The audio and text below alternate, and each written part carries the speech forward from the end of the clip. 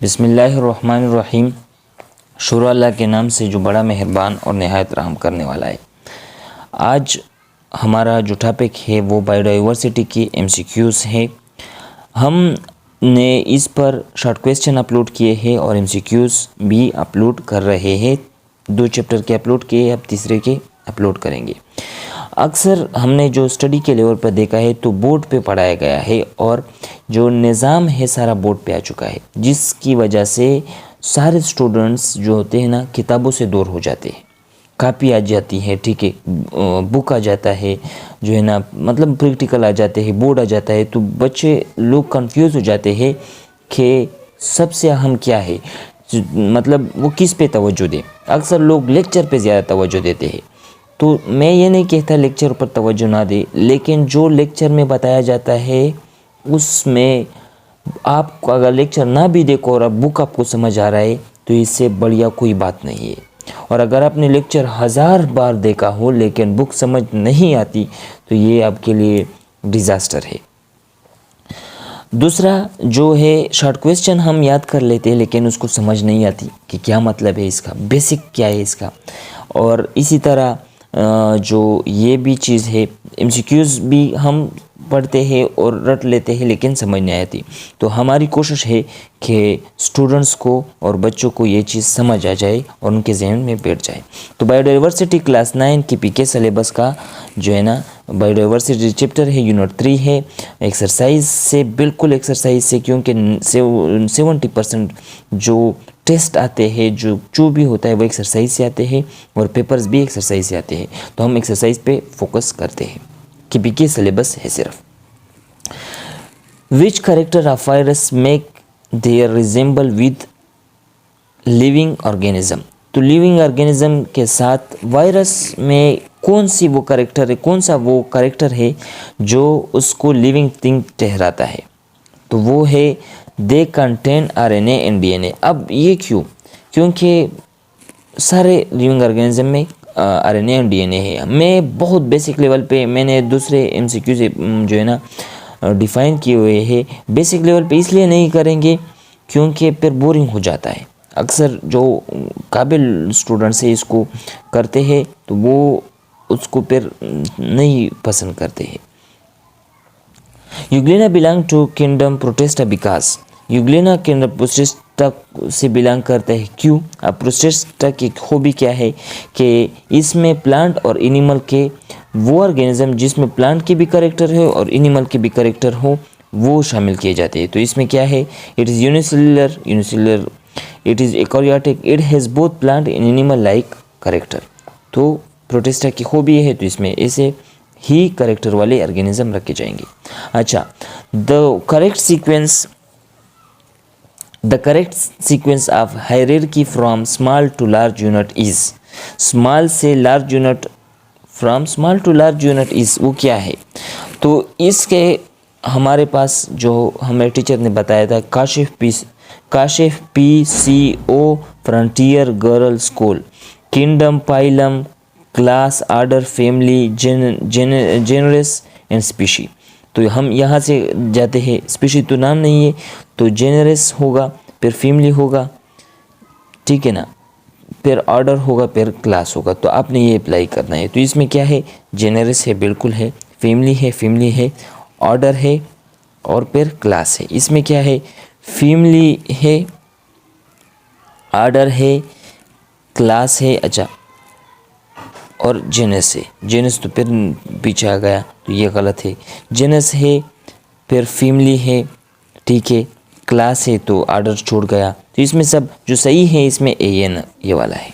तो आपने Kashif PCO frontier girl school आपने ये इस पर अप्लाई करना है।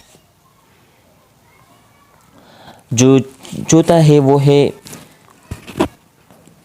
The kingdom which contain eukaryotic and autotrophic organism. Eukaryotic जो जिसमें मॉडर्न सेल होते हैं, एक सेल जो जिसमें सब चीज़ें होते हैं। एक होता है प्रोकैरियोटिक जिसमें न्यूक्लियस नहीं होता, न्यूक्लियस मेम्ब्रेन नहीं होते, और इसमें यूकैरियोटिक जिसमें न्यूक्लियस भी होता है और मेम्ब्रेन, डबल मेम्ब्रेन ऑर्गेनील्स भी होते हैं जिसमें माइटोकॉन्ड्रिया।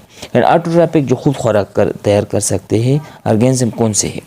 तो ऑटोट्रॉफिक और यूकैरियोटिक जो सिंपल ऑर्गेनिज्म है वो है प्लांट, और इसमें प्लांट नहीं है तो इसमें आता है none of them.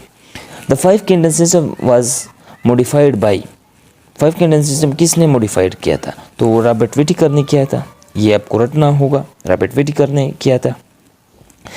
Aristotle classified organism on the basis of, Aristotle ने ऑर्गेनिज्म को क्लासिफाई किया किस बेस पर? आपको पता होना चाहिए, हैबिटेट के बेस पे। जो 7वां एमसीक्यूज है कि which of the following kingdom possess the simplest organism, सबसे सिंपलेस्ट ऑर्गेनिज्म है वो किंगडम मोनेरा है, क्योंकि उसमें यूनिसेल्युलर होते हैं और कॉलोनियल सिस्टम होता है। तो सिंपलेस्ट ऑर्गेनिज्म हो है किंगडम मोनेरा। तो आपको 5 किंगडम भी याद आने चाहिए और इस पे बहुत जो है ना लॉन्ग क्वेश्चन आते हैं।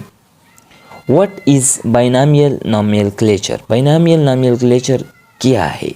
यानी जो हर ऑर्गेनिज्म को, दुनिया में जितने भी ऑर्गेनिज्म हैं उनको स्पीशीज़ है, ऑर्गेनिज्म नहीं बल्कि स्पीशीज़, उनको नाम दिया गया। जैसे सारे इंसानों को साइंटिफिक नेम है, बाइनॉमियल नॉमेनक्लेचर नेम है उनका होमो सेपियन, तो वो हमारे पास क्या है? होमो सेपियन।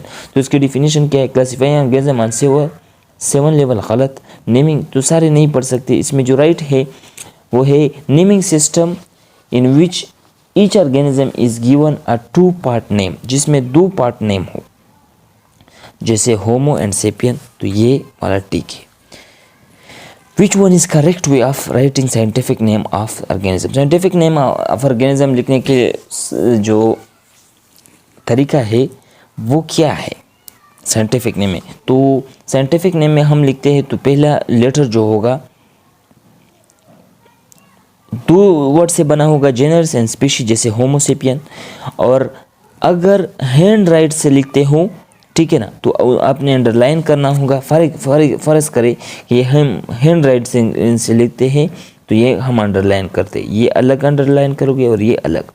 लेकिन अगर आप हैंड राइटिंग से नहीं लिखते तो फिर कंप्यूटर से लिखते हो तो आप इटैलिक करोगे। क्या? इटैलिक। तो इनमें से जो लिखे हैं ये तो सिंपल है, ये भी सिंपल है, ये भी सिंपल है, ये इटैलिक है, तो ये क्या है? ये वाला है हमारे पास। Which kingdom includes organism with cell wall but without chlorophyll, किस किंगडम में ऑर्गेनिज्म सेल वॉल के साथ है लेकिन बगैर क्लोरोफिल के? तो सेल वॉल जो होता है फंजाई में होता है, और फंजाई के सेल वॉल को क्या कहते हैं? काइटिन, और इसमें क्लोरोफिल नहीं होता, मोस्ट ऑफ में क्लोरोफिल नहीं होता। Which one is the basic unit of classification, तो बेसिक यूनिट ऑफ क्लासिफिकेशन हम इसको लिखते हैं Kashif PCO frontier girl school, Kashif PCO frontier girl school. तो इसमें जो है ना हमारे पास यही है। तो सबसे स्मॉलेस्ट ये है और सबसे जो बड़ा है किंगडम है और स्पीशी, तो ये इसमें स्पीशी आता है। Maximum biodiversity is found in, maximum जो बायोडाइवर्सिटी है वो कहाँ पर है? वो होता है, अच्छा, डिजर्ट में है, ग्रासलैंड में है, माउंटेन्स में। अच्छा, अगर इसमें सी होता तो हम सी लिखते, लेकिन इसमें सी नहीं है तो कहाँ पर है? फॉरेस्ट में। Thank you so much. उम्मीद है कि आपको ये MCQ समझ आ चुके होंगे, और अगर आपको समझ आ चुके हैं तो चैनल को लाइक करें, वीडियो को लाइक करें, चैनल को सब्सक्राइब करें और अपने दोस्तों के साथ शेयर करें, और कमेंट करें कि आपको बायो में क्या मुश्किल लगता है और आपको क्या चीज़ पढ़नी है और आपको नहीं आती। Thank you so much.